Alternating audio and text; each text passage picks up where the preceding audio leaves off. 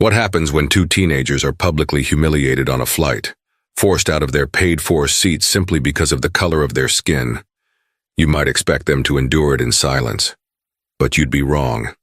In this story, a single discreet phone call made from the back of the plane doesn't just get an apology. It brings the entire aircraft to a standstill. The captain is baffled, the crew is in chaos, and the entitled passenger who started it all is about to learn that the two quiet twins she targeted are not who she thinks they are. Stay tuned for a story of epic karma and a lesson in humility you won't forget. The low, resonant hum of the Boeing 777's engines was a familiar lullaby to 17-year-old twins Chloe and Jordan Sinclair. As seasoned travelers, they had crossed the Atlantic more times than they could count. The journey between their homes in New York and London a regular part of their lives. Today, they were nestled into the plush, spacious pods of first class on Aura Airlines Flight 114, a direct route from JFK to Heathrow. The pre-departure champagne, sparkling apple cider for them, had been served, and the soft ambient lighting of the cabin promised a comfortable 7-hour journey. Chloe, ever the artist, was already lost in her sketchbook, her charcoal pencil dancing across the page as she captured the distorted reflection of the cabin in her spoon. Jordan, the more pragmatic of the two, was meticulously organizing his noise-canceling headphones and tablet, curating a playlist of documentaries to pass the time.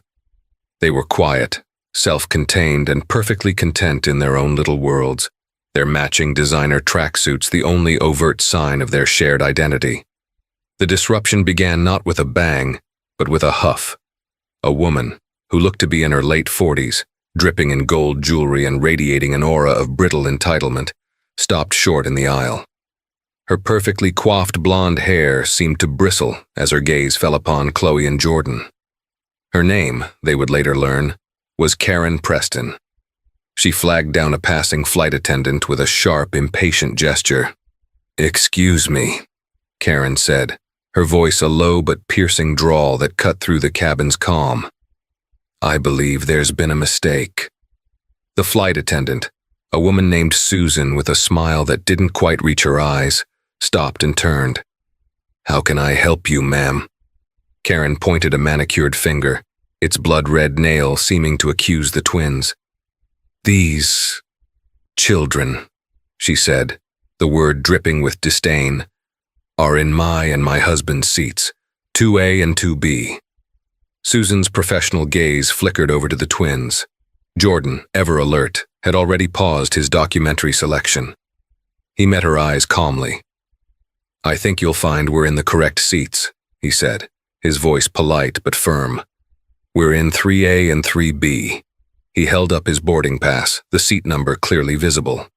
Chloe looked up from her sketchbook, a silent, questioning look on her face. Susan glanced at Jordan's pass, then at the manifest on her tablet. A flicker of something unreadable crossed her face. "Yes, I see that," she acknowledged, but her tone was dismissive. She turned back to Karen. "I'm sure we can sort this out, Mrs. Preston. Let me see your boarding passes." Karen's husband, a stout man with a face permanently flushed from what looked like high blood pressure, huffed and puffed as he produced their tickets. They were indeed for seats 2A and 2B. "There must be some misunderstanding," Susan said, her smile tightening. She looked back at Chloe and Jordan, her expression now shifting, becoming cooler, more appraising. It was a look the twins knew all too well. It was the look that assessed their youth, their race, and their casual attire, and came to a swift, incorrect conclusion. "I'm so sorry," Susan began, her voice taking on a tone of synthetic sweetness that set Jordan's teeth on edge. "It seems we have a bit of a seating mix-up. We are slightly overbooked in this cabin." She didn't look at her tablet or consult any system. Her eyes were fixed on them. "I'm going to have to ask you to move." Jordan's eyebrows knitted together. "Move where? These are our assigned seats. We booked them months ago." "Yes, I understand," Susan said, her patience clearly wearing thin. "But we have a situation. We need these seats. There are 2 perfectly good seats available for you in economy." The word hung in the air, heavy and insulting. Economy. It wasn't about the comfort, it was about the principle. It was about the clear, unspoken assumption that they didn't belong here, that their tickets were somehow less valid than the Prestons. Chloe finally spoke, her voice soft but laced with steel. "We paid for these seats. Why should we be the ones to move?" Karen Preston let out an audible scoff. "Oh, for heaven's sake," she muttered, loud enough for the entire front cabin to hear. "Just move. Some people get these seats through points or employee freebies. It's not like you actually paid for them." The accusation was blatant, ugly, and hung in the perfumed air of the first-class cabin like a toxic fog. Several other passengers shifted uncomfortably in their seats, their eyes darting between the entitled woman and the two teenagers. No one said a word. Jordan felt a familiar hot surge of anger, but he pushed it down, his father's voice echoing in his mind. "Stay calm. Never let them see you lose your cool. Your mind is your sharpest weapon." He looked directly at Susan. "I can assure you, ma'am, these seats were paid for in full. We are not moving. If the cabin is overbooked, that is an airline issue, not ours. You need to find another solution." Susan's face hardened. The plastic smile vanished completely, replaced by a mask of cold authority. "Sir," she said, her voice now sharp and clipped, "I am not asking you. I am telling you. You are creating a disturbance. Either you take the seats in economy, or I will have you and your sister removed from this aircraft for non-compliance with a crew member's instructions. We are on a schedule." The threat was clear. They were being framed as the problem. Two black teenagers in expensive tracksuits were being labeled troublemakers for quietly sitting in the seats they had paid for. The injustice of it was staggering. Chloe's hand found Jordan's under the armrest, her fingers trembling slightly. He gave her a reassuring squeeze, a silent promise that he would handle this. But as he looked at Susan's unyielding face and Karen Preston's smug, triumphant smirk, he felt a knot of helplessness tighten in his stomach. For now, it seemed, they had no choice. "Fine," Jordan said, his voice low and tight with suppressed fury. He stood up, avoiding the eyes of the other passengers, the shame and humiliation of physical weight on his shoulders. "Come on, Chloe." As they gathered their belongings, Susan gestured for another flight attendant to show them to their new, inferior seats. "Thank you for your cooperation," she said, her voice dripping with insincere politeness. Karen Preston settled into her seat with a satisfied sigh, not even bothering to glance their way. As Jordan passed her, he made brief eye contact. The look in her eyes was one of pure, unadulterated victory. It was a look that said, "I won. You lost. Know your place." It was a look Jordan Sinclair would not soon forget. As he walked down the aisle, leaving the rarefied air of first class behind for the cramped confines of economy, he wasn't just angry. He was determined. This was far from over. The walk from first class to economy felt like a mile-long parade of shame. Every eye in the premium economy and business class section seemed to follow them, their gazes a mixture of pity, curiosity, and uncomfortable avoidance. Jordan kept his head held high, his jaw set, but he could feel Chloe shrinking beside him. He wrapped a protective arm around her shoulder as they navigated the narrower aisle. They were led to two middle seats in row 38, wedged between a snoring man whose shoulders spilled over the armrests and a young mother trying to soothe a crying baby. The contrast with their spacious private pods at the front of the plane was jarring. The air was thicker, the noise level higher, and the legroom practically non-existent. It was a physical manifestation of their humiliation. "Here you are," the second flight attendant said, offering a weak, apologetic smile before quickly retreating back to the relative calm of the forward cabins. Chloe sank into her seat, pulling the hood of her tracksuit over her head. Jordan could see her shoulders shaking. He reached over and took her hand again. "Hey," he whispered. "It's okay. We're okay." "It's not okay, Jordy," she whispered back, her voice choked with emotion. "That woman, the way she looked at us, the way they all just watched, like we were the problem." "I know," he said, his own anger simmering just beneath the surface. "I know, but we're not going to let them win. I promise you."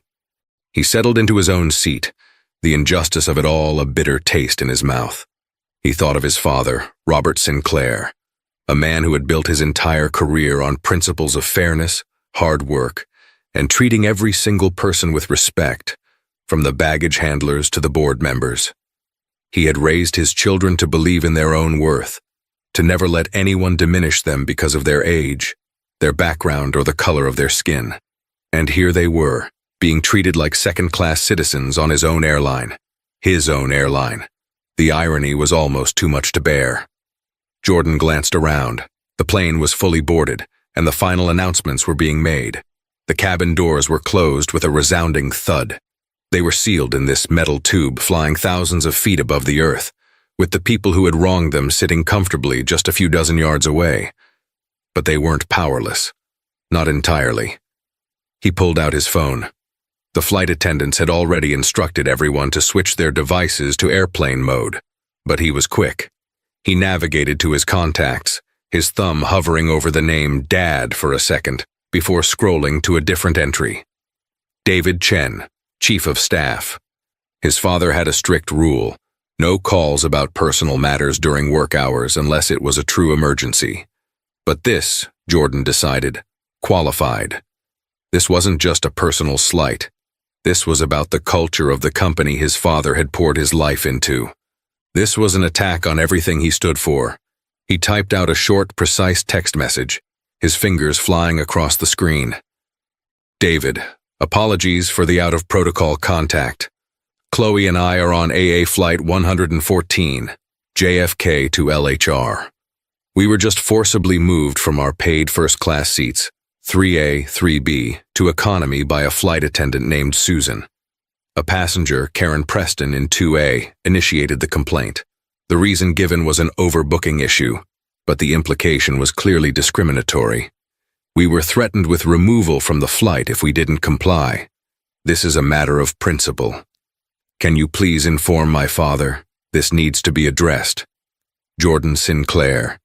He read it over once, ensuring the facts were clear and the tone was measured, despite the rage churning inside him. He hit send just as the plane began its slow pushback from the gate. A moment later, the delivered receipt appeared. He switched his phone to airplane mode and slipped it back into his pocket. He leaned back in his cramped seat, the baby next to him still wailing, the man on his other side still snoring. He closed his eyes, not to sleep, but to picture the sequence of events his text message had just set in motion. David Chen was his father's right-hand man, a man of legendary efficiency and discretion. The message would be read, it would be understood, and it would be acted upon. It might take a few minutes, but a call would be made. A very, very important call. Chloe looked at him, her eyes red-rimmed but questioning. "What did you do?" Jordan met her gaze and gave her a small, confident smile. "I'd just lodged a formal complaint," he said, "with the highest authority I could think of." He didn't need to say more. A flicker of understanding and then hope ignited in Chloe's eyes. She squeezed his hand, a silent thank you. They settled into an uneasy silence, the hum of the engines now a sound of anticipation. They didn't know exactly what would happen next, but they knew one thing for certain. The flight had just started, but for Karen Preston and flight attendant Susan, the journey was about to take a very sharp, unexpected, and turbulent turn. The ground was still close, but they were about to feel the full authority of the man who owned the sky. The Boeing 777 rumbled down the taxiway, its powerful engines whining in anticipation of takeoff. Inside, the cabin crew completed their final checks, the passengers settled in, and the routine of air travel unfolded as it had thousands of times before. In first class, Karen Preston sipped her complimentary glass of champagne, a smug little smile playing on her lips as she recounted her victory to her husband in a hushed but gleeful tone. "It's about maintaining standards," she whispered. "You just have to be firm." Flight attendant Susan moved through the cabin with renewed confidence, her earlier confrontation having seemingly reinforced her sense of authority. She felt a small thrill of satisfaction. She had handled a difficult situation, enforced the rules as she interpreted them, and put those entitled kids in their place. Everything was back in order. The plane reached the head of the runway, its nose pointed towards the heavens. The engine spooled up, the roar intensifying, pressing the passengers back into their seats. The moment of commitment was here, and then, just as suddenly as it had begun, the roar subsided. The immense thrust vanished, replaced by the gentle hum of the idling engines. The plane, instead of hurtling down the runway, took a slow, deliberate turn, moving away from the active takeoff lane and onto a secluded taxiway near the terminal. It came to a complete stop. A collective murmur rippled through the aircraft. Delays were common, but aborting a takeoff at the very last second was not. Passengers exchanged confused glances. In first class, Karen Preston lowered her champagne glass with an annoyed clink. "Now what?" She sighed dramatically. The captain's voice crackled over the intercom, calm and professional, but with an undercurrent of bewilderment that did not go unnoticed. "Ladies and gentlemen, this is your captain speaking. Apologies for that unexpected maneuver. We've just received an instruction from our ground control operations here at JFK. We are to hold our current position on the tarmac. We have not been given a specific reason for the hold at this time, but we are told it comes directly from the Executive Command Center. I will provide you with an update as soon as I have more information. For now, we ask that you please remain seated. Cabin crew, please hold your positions." Executive Command Center. The phrase hung in the air, sounding far more serious than a typical weather delay or air traffic control issue. In the economy section, Jordan and Chloe exchanged a look. A slow smile spread across Jordan's face. It was happening, faster than he could have ever imagined. Up front, Susan frowned. She had been a flight attendant for 15 years and had never heard of a flight being halted on the tarmac by the Executive Command Center. Her mind raced through the possibilities. A security threat, a VIP who missed the flight, a serious mechanical issue they hadn't been told about. Her unease deepened when her personal crew tablet pinged with a notification. It was a single, cryptic message from the chief purser at the front of the plane. "Susan, report to the forward galley, now." She made her way to the front, her heels clicking on the floor. The chief purser, a stern, experienced woman named Maria, was waiting for her, her face pale and grim. "What's going on?" Susan asked, her voice a little shaky. "Do you know why we've been stopped?" Maria looked at her, and for the first time in their years of working together, Susan saw genuine fear in her colleague's eyes. "I don't know for sure," Maria said, her voice barely a whisper. "But I just got a call from the director of in-flight services. On his personal cell. He wanted a name." "A name? What name?" "He asked me who the lead flight attendant was in the first-class cabin on this flight," Maria said, her gaze unwavering. "I gave him yours, Susan. Then he asked me another question. He asked me if there had been any seating reassignments in the first-class cabin prior to departure." A cold dread, heavy and numbing, began to seep into Susan's bones. This couldn't be a coincidence. The overbooked cabin, the two teenagers, the sudden, inexplicable grounding of the entire aircraft. The pieces were starting to click into place, forming a picture she did not want to see. "What did you tell him?" Susan asked, her own voice now a whisper. "I told him the truth," Maria replied, her expression hardening. "I told him that you had reported a manifest error and moved 2 passengers from row 3 to economy to accommodate the Prestons." He was silent for a moment, and then he said 4 words I have never heard in my entire career. "What were they?" Susan breathed, almost afraid to hear the answer. Maria looked her dead in the eye. "Ground the plane immediately." Susan felt the blood drain from her face. The hum of the engine seemed to fade into a distant roar in her ears. Ground the plane over a seating dispute? It was impossible. It was insane. Who were those kids? Who could possibly have that kind of power? Her thoughts were interrupted by a flurry of activity outside the aircraft. The flashing lights of an airport authority vehicle could be seen approaching the plane. The ground crew, who had been waiting to guide the plane off, were now standing back, looking on with confusion. Then the jet bridge, which had been retracted for departure, began to slowly, ominously extend back towards the plane's main door. A heavy metallic clank echoed through the cabin as it locked into place. A few passengers gasped, their faces pressed against the windows. Karen Preston was one of them. "They're connecting the bridge again," she exclaimed, her voice a mixture of annoyance and alarm. "Are they letting someone on? What is going on?" Susan didn't have an answer. She could only stand there in the forward galley, her heart pounding a frantic rhythm against her ribs as the main cabin door was unsealed. A rush of cool outside air filled the cabin. Standing in the doorway, silhouetted against the bright lights of the terminal, was a man in a sharply tailored suit. He was not a passenger. He was not a member of the ground crew. He held an Aura Airlines executive ID, and his face was a mask of grim, unsmiling authority.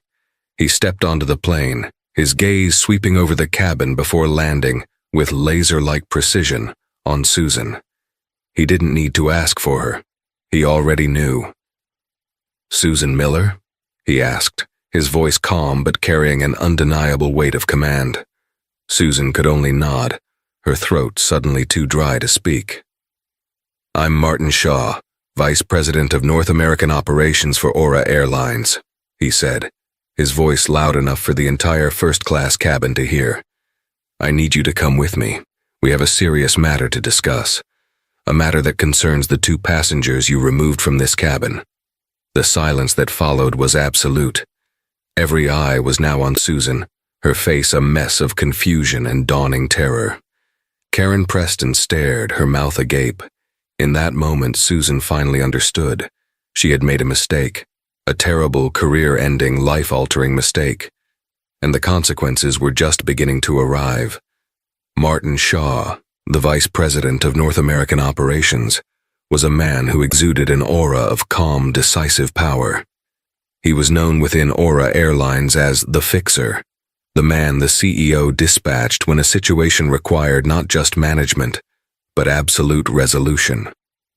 His unexpected appearance on the grounded Flight 114 sent a palpable wave of shock and anxiety through the cabin crew. He ignored the stunned faces of the passengers and the chief purser, his entire focus on a now trembling Susan. "Miss Miller," he repeated, his tone leaving no room for argument. "Let's have a word, in private." He gestured towards the galley. Susan, looking ashen, stumbled into the small space with Martin Shaw following close behind. He pulled the curtain closed, but his voice was intentionally pitched to carry into the first-class cabin, where Karen Preston and her husband were now sitting bolt upright, their ears straining to listen. "Miss Miller," Martin began, his voice low and cutting, "I need you to explain to me in detail the justification for removing 2 ticketed, confirmed, first-class passengers from their assigned seats and reassigning them to the economy cabin."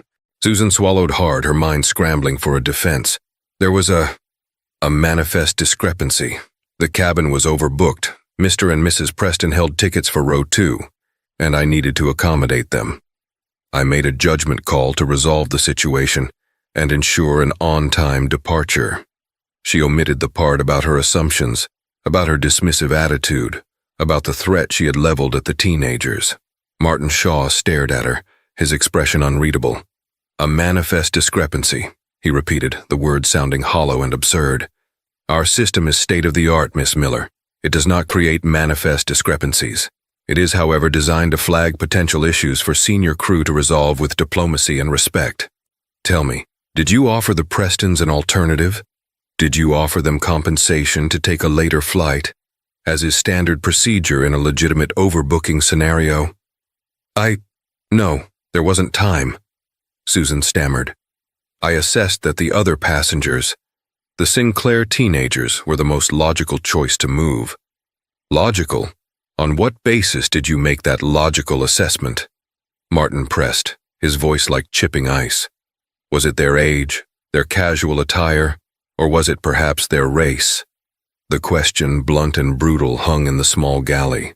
Susan flinched as if struck. "No, of course not. I would never—" "You never would?" Martin interrupted, his voice rising in volume, clearly audible to everyone nearby. "Because it seems to me you made a snap judgment based on a prejudiced assumption that two young black teenagers couldn't possibly belong in your first-class cabin. You didn't see paying customers. You saw an inconvenience. You saw an easy target. And you were wrong." He paused, letting the weight of his words sink in. Dead wrong. He then turned and pulled back the curtain, his gaze sweeping across the now silent first-class cabin. His eyes landed on Karen Preston, who shrank back in her seat, the color draining from her face. "Mrs. Preston," Martin said, his voice resonating with authority. "My name is Martin Shaw, an executive with this airline. I understand you were party to the seating issue." Karen, flustered, tried to regain her composure. "Well, yes, we were in our assigned seats. That flight attendant," she pointed a trembling finger at Susan, "was just doing her job. Her job, Mrs. Preston, is to ensure the safety and comfort of all our passengers," Martin countered, his tone sharp. "Her job is not to enforce a social hierarchy based on your personal prejudices. Her job is certainly not to humiliate teenagers who are, in fact, some of this airline's most valued customers." He let that statement hang in the air for a moment before delivering the final, devastating blow. "I believe you questioned whether the Sinclair children had actually paid for their seats. Let me put your mind at ease. They did not. Their tickets are part of a family travel account, an account that belongs to their father." He paused, his eyes locking onto Karen's, then onto Susan's. He savored the moment, the dawning horror on their faces. "And their father," he continued, his voice clear and resonant, "is Mr. Robert Sinclair. Perhaps you've heard of him. He's the founder, majority shareholder, and chief executive officer of Aura Airlines." Silence. A thick, suffocating silence descended upon the cabin. You could have heard a pin drop. Champagne glasses were frozen halfway to lips. The only sound was the faint mocking hum of the auxiliary power unit. Karen Preston's jaw fell open. Her face, a moment ago smug and triumphant, was now a mask of pure, unadulterated shock. She looked from Martin Shaw to the galley, where Susan stood as if turned to stone, her face the color of chalk. The CEO? They had bullied and belittled the CEO's children. The sheer, catastrophic magnitude of their miscalculation crashed down upon them. This wasn't just a complaint. This wasn't just a reprimand. They had personally insulted the family of the man who owned the very plane they were sitting on. Martin Shaw wasn't finished. He pulled out his phone and spoke into it.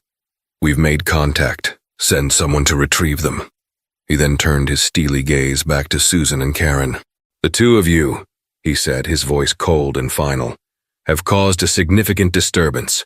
You have violated company policy, and you have caused immense distress to fellow passengers. More importantly, you have fundamentally misrepresented the values of this airline." A junior flight attendant, wide-eyed and nervous, appeared at his side. "Please," Martin instructed the junior attendant, his voice softening slightly. "Go to row 38, seats E and F. You will find Chloe and Jordan Sinclair there. Please inform them that Mr. Shaw is here to see them, and would be grateful if they would accompany you back to the first-class cabin. Treat them with the respect they should have been afforded from the very beginning." As the young attendant hurried down the aisle, Martin Shaw's attention returned to the two women who had caused the chaos. "As for you two," he said, his voice dropping to an icy calm, "your journey on Flight 114 is over. Please collect your belongings. You will be deplaning. Now." The command to deplane was not a suggestion.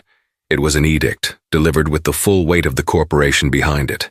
For a moment, Karen Preston seemed incapable of processing it. She just sat there, her face a comical tableau of disbelief and horror, her champagne flute still clutched in her hand. "Deplane?" she finally stammered, her voice a squeak. "You can't be serious. We have a connecting flight, a cruise. I am a Diamond Medallion member." She recited her status like a holy incantation, a desperate last-ditch effort to assert the privilege that had, until moments ago, seemed so unassailable. Martin Shaw was unmoved. "Your status has been noted, Mrs. Preston, as has your behavior. The captain has determined that you and your husband are a security risk due to your disruptive and aggressive conduct towards other passengers and crew. That decision is final. An agent at the gate will assist you with rebooking your travel on another carrier. Aura Airlines will no longer be serving you." The finality of it was brutal. Another carrier. She was being fired as a customer. Her husband, who had remained silent and red-faced throughout the ordeal, finally spoke. "Now see here," he blustered. "This is an outrage. We'll sue.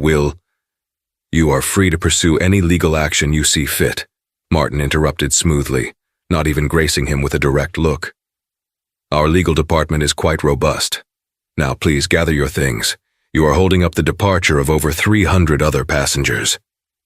Defeated, the Prestons began to move. The swift, merciless reversal of their fortunes was stunning to behold. Under the curious and unsympathetic glares of the other first-class passengers, they fumbled with their overhead luggage, their earlier arrogance replaced by a frantic, humiliated haste. The clatter of their roller bags being dragged down the aisle was the sound of karma being served, cold and immediate. Susan, meanwhile, was experiencing her own private hell. She stood frozen in the galley, the professional mask she had worn for 15 years shattered beyond repair. Maria, the chief purser, stood nearby, her expression a mixture of pity and professional disappointment. "Susan," she said softly, "go to the crew rest area. I'll handle your cabin." It was a small kindness, an attempt to shield her from the prying eyes of the passengers, but it felt like a funeral rite. Susan nodded numbly and disappeared behind the curtain, her career in freefall. Just as the Prestons reached the main door, their heads bowed in shame, Jordan and Chloe appeared at the front of the cabin, escorted by the junior flight attendant. The entire plane fell silent as they walked down the aisle. Their faces were composed, but their eyes held a quiet vindication. They didn't look at Karen or her husband. They didn't need to. Their very presence was a testament to the colossal mistake that had been made. Martin Shaw greeted them with a warm, respectful smile that was in stark contrast to the icy demeanor he had shown the others. "Jordan, Chloe, I am Martin Shaw. On behalf of every single employee at Aura Airlines, I want to offer you our deepest, most sincere apologies for what you have experienced today. It was unacceptable, unprofessional, and it will not be tolerated." Jordan nodded, appreciating the directness of the apology. "Thank you, Mr. Shaw. We appreciate you handling this so quickly." "It's the least we could do," Martin said. He gestured back towards their original seats, which were now being meticulously cleaned and prepared by another flight attendant. "Your seats are ready for you. Please make yourselves comfortable. We've held the flight for you, and we'll be underway as soon as you are settled." The message was clear, not just to the twins, but to everyone watching. The flight waited for them. They were not the inconvenience. They were the priority. As Chloe and Jordan settled back into their plush pods, the very seats they had been forced to vacate, a subtle ripple of applause started in the business class cabin behind them. It was quiet at first, just a few passengers, but it grew, spreading through the front of the plane. It was an applause of relief, of approval, and of a shared sense of justice being served. It was a recognition that someone had finally stood up to the kind of casual, ugly entitlement they had all witnessed. Karen Preston heard it as she stepped onto the jet bridge. She flinched, the sound of the clapping a final public rebuke. The door to Aura Airlines Flight 114 closed behind her with a definitive, sealing hiss. A few minutes later, the captain's voice came over the intercom once more. His tone was noticeably lighter, tinged with relief. "Ladies and gentlemen, thank you for your patience. We have resolved our operational issue. Cabin crew, please prepare for takeoff." The engines roared back to life, this time for good. As the plane finally ascended into the sky, Chloe looked out the window at the receding lights of New York. She turned to Jordan, a small, weary smile on her face. "Well," she said, "that was something." Jordan leaned back, the tension finally leaving his shoulders. "I told you it wasn't over," he said. They knew the immediate drama had passed. But as the plane leveled out at its cruising altitude, a sense of gravity settled over them. This had been about more than just their seats. It was about a culture, a system that had allowed this to happen. And they both knew their father. For him, the immediate fallout was just the beginning. The real changes were yet to come. The repercussions of the incident on Flight 114 did not end when the plane landed at Heathrow. In the age of social media, the story had already taken on a life of its own. Several passengers, empowered by Martin Shaw's decisive action, had discreetly filmed the deplaning of the Prestons and the twins' triumphant return to first class. By the time Jordan and Chloe had cleared customs, videos and accounts of the event were already circulating on Twitter, Instagram, and TikTok, hashtagged #AuraAirways and #FirstClassKarma. For Karen Preston, the fallout was catastrophic. She was a minor lifestyle influencer, her brand built on an image of aspirational wealth and classic taste. The videos showed a very different side of her, petty, racist, and entitled. Her diamond medallion boast became a meme overnight. Brands that had sponsored her posts dropped her within 48 hours. Her followers, repulsed by her behavior, abandoned her in droves. Her carefully curated online world crumbled into digital dust. The cruise she had been so desperate to catch sailed without her, and her name became a shorthand for public humiliation. The hard karma had not just hit back, it had obliterated her career. For Susan Miller, the consequences were professional and profound. She was placed on immediate indefinite leave. An internal investigation was launched, but the outcome was never in doubt. Her 15-year career with Aura Airlines was over. She was terminated not just for the single act of discrimination, but for what the investigation revealed to be a pattern of minor complaints and a dismissive attitude that had been previously overlooked. Her judgment call on Flight 114 was simply the final, unforgivable straw. She became a case study in the company's new intensive training modules. But the most significant changes happened within Aura Airlines itself, driven by a quiet but resolute Robert Sinclair. When his children landed, he wasn't waiting at the airport with fanfare. He was waiting at their London flat, having cleared his schedule completely. He hugged them both tightly, his relief palpable. He didn't need to ask for the details. David Chen and Martin Shaw had given him a full, unvarnished report. He listened as Chloe and Jordan recounted their feelings, the humiliation, the anger, the feeling of being judged and found wanting. He saw the hurt in their eyes, and it galvanized him.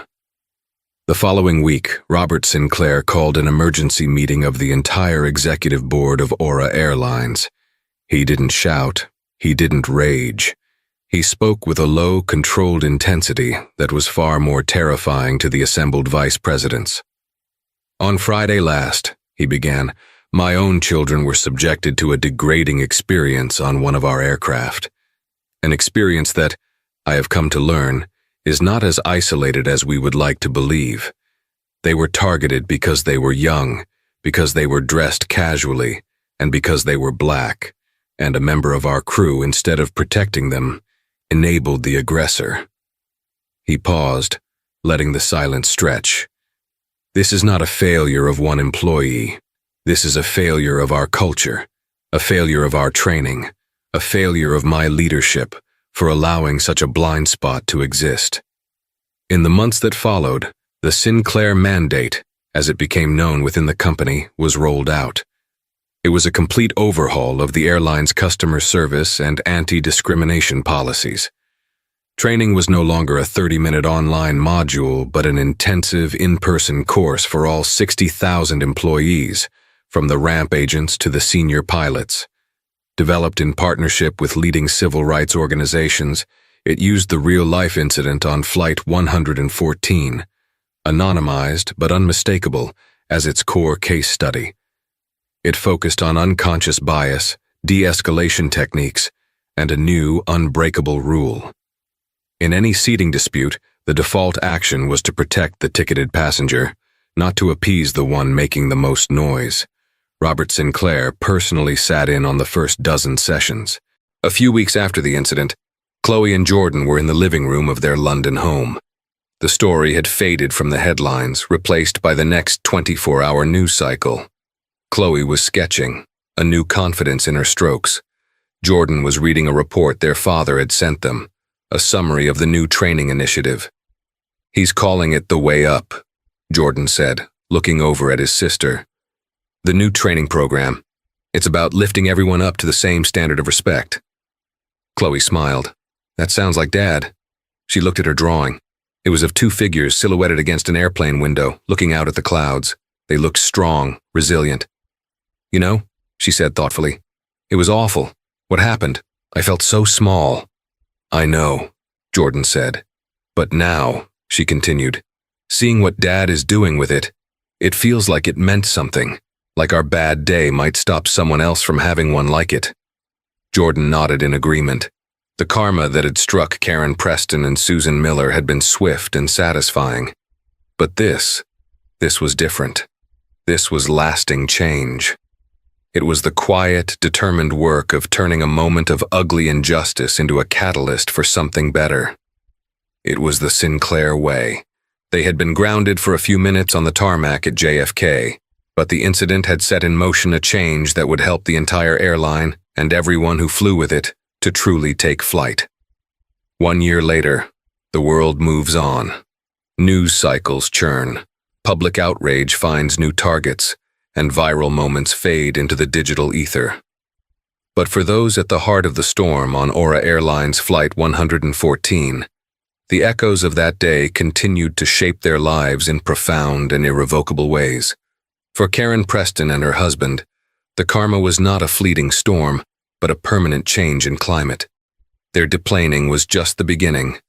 The global shaming they endured stripped them of their social standing and, more painfully for them, their financial comfort. Karen's lifestyle brand evaporated. Her name became synonymous with entitled bigotry. Apologies were issued, but they were seen as hollow, self-serving attempts at damage control. Her husband's real estate business, which relied heavily on reputation and networking within an elite circle, suffered collateral damage. Deals fell through. Partnerships dissolved. Clients quietly took their business elsewhere. A year later, they found themselves in the economy cabin of a budget airline, flying to a cut-rate resort in Mexico, a pale imitation of the luxurious cruises they once frequented. As their plane taxied on the runway at LAX, an immaculate Aura Airlines Boeing 777, identical to the one from that fateful day, pulled up alongside them. Karen stared out the small, scratched window at the gleaming fuselage and the elegant Aura logo. She saw the first-class passengers settling in, visible through the large, clear windows, and a wave of bitter resentment washed over her. She saw a young flight attendant with a warm, genuine smile offer a drink to a passenger, a man with long, neon-pink hair and facial tattoos who was laughing and chatting with ease. No one was questioning his presence. The sight was a dagger to her heart. It wasn't just that she had lost her status. It was that the world she tried so desperately to police had moved on, leaving her behind in her own bitterness. She had fought to maintain a standard that existed only in her prejudiced mind, and in doing so, had lost everything that gave her a sense of worth. Susan Miller's journey was quieter, but no less transformative. After her termination, she spiraled. For months she was consumed by anger and denial, painting herself as the victim of a powerful man's overreaction. She applied for positions at other major airlines, but her record was tainted. The story was industry knowledge. No one would touch her. Facing financial ruin, she took a job managing a small independent coffee shop in a quiet suburb of Portland. The work was humbling. She dealt not with high-flying executives, but with students, artists, and retirees. She learned names, remembered orders, and for the first time in years truly listened to people. One rainy afternoon, a young black woman came in, flustered after a car splashed her with muddy water. Without a second thought, Susan grabbed a cloth, offered her a free coffee, and helped her dry her coat, her actions driven by simple human empathy.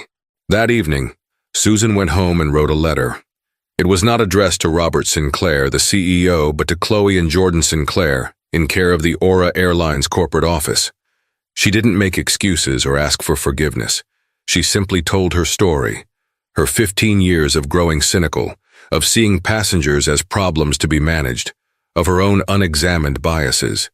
She described how the incident had forced her to confront a part of herself she didn't know existed, and how, in the aftermath, she was slowly, painfully, learning to be a better person. She ended the letter with a simple, heartfelt apology for the humiliation she had caused them.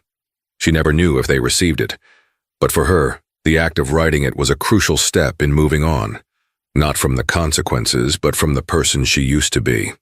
Aboard another Aura Airlines flight, this one from London to Tokyo, the Sinclair mandate was put to the test. A notoriously difficult passenger in first class, a wealthy tech mogul known for his abrasive personality, began loudly complaining about the passenger next to him, a Sikh man wearing a traditional dastar. The mogul made veiled, offensive comments about security and costumes, demanding the man be moved. The chief purser, a man who had completed the new training just weeks before, approached the situation with calm professionalism. He did not engage with the mogul's prejudice. Instead, he knelt by the Sikh man's seat. "Sir," he said softly, ensuring the other passenger could hear, "I want to apologize for this disturbance. Your comfort and safety are our highest priority. Please let me know if there is anything at all I can do for you." He then stood and addressed the tech mogul directly. "Sir, we have a zero-tolerance policy for discriminatory language or harassment of any kind on our flights. This is your only warning. If you continue to cause a disturbance, we will be forced to take further action upon landing. Now, can I get you anything to drink?" The mogul, stunned into silence by the crew's refusal to be bullied, slumped back in his seat and ordered a whiskey, his power completely neutralized. The incident was logged, and he received a formal letter from Aura's legal department the next day, warning him that his travel privileges were under review. The system had worked. For the Sinclair twins, the year had been one of immense growth. The incident had shattered their political naivety and ignited a new sense of purpose. Jordan, once focused purely on finance, changed his focus at university. He became fascinated by corporate ethics and social responsibility. He spent the summer interning at Aura Airlines, not in the boardroom, but rotating through departments, customer service, baggage handling, crew resources, learning the business from the ground up. He wanted to understand the people his father's decisions affected, to ensure the culture of respect was more than just a mandate from on high. Chloe, meanwhile, poured her experience onto the canvas. She created a stunning series of paintings titled Row 38. They were abstract and deeply emotional, capturing the feelings of shame, anger, visibility, and invisibility. One powerful piece depicted two shadowy figures in cramped seats, with the faint, luxurious outlines of the first-class cabin visible yet impossibly far away. Her work was featured in a prestigious Young Artists to Watch gallery show in London. A famous art critic praised her ability to transform a personal moment of injustice into a universal statement on perception and privilege. One of the first and most treasured prints of the series hung in her father's office, a constant reminder of the day everything changed. One evening, Robert Sinclair stood before that print. The year had been challenging, but his company was stronger, his employees were prouder, and his family was closer than ever. He had received Susan Miller's letter and had passed it on to his children, who read it with quiet compassion. He thought of Karen Preston, not with malice, but with a sense of pity for a life lived so small. His victory wasn't in their punishment, but in the proof that his airline and the people in it could be better. He looked at Chloe's painting, at the two resilient figures who had faced down ugliness with grace and strength. His phone buzzed. It was a text from Jordan, who was at the JFK Operations Center, with a picture of him and a group of smiling ground crew workers. The text read, "Great team here, Dad. They get it. They really do." Robert Sinclair smiled. The journey had been turbulent. A flight had been grounded. But in the end, a family's values had been affirmed, and an entire corporate culture had been set on a new, better course. The legacy of Flight 114 wasn't one of anger and revenge. It was one of hard-earned, meaningful, and lasting change. And so, a single act of prejudice on Flight 114 created a ripple effect that no one could have predicted. For Karen, Preston, and Susan, it was a harsh and public lesson in consequences. But for Aura Airlines and for the Sinclair family, it became a powerful catalyst for positive change. This story is a potent reminder that standing up against injustice, no matter how small it may seem, can have a profound impact. It shows us that true power isn't about entitlement or authority, but about using your voice and your position to advocate for fairness and respect for everyone. What did you think of this story of hard karma? Have you ever witnessed a moment where someone truly got what they deserved? Share your own stories and thoughts in the comments below. If you found this story as compelling as we did, please hit that like button, share it with someone who needs to see it, and be sure to subscribe for more unforgettable stories of drama and justice. Thank you for listening.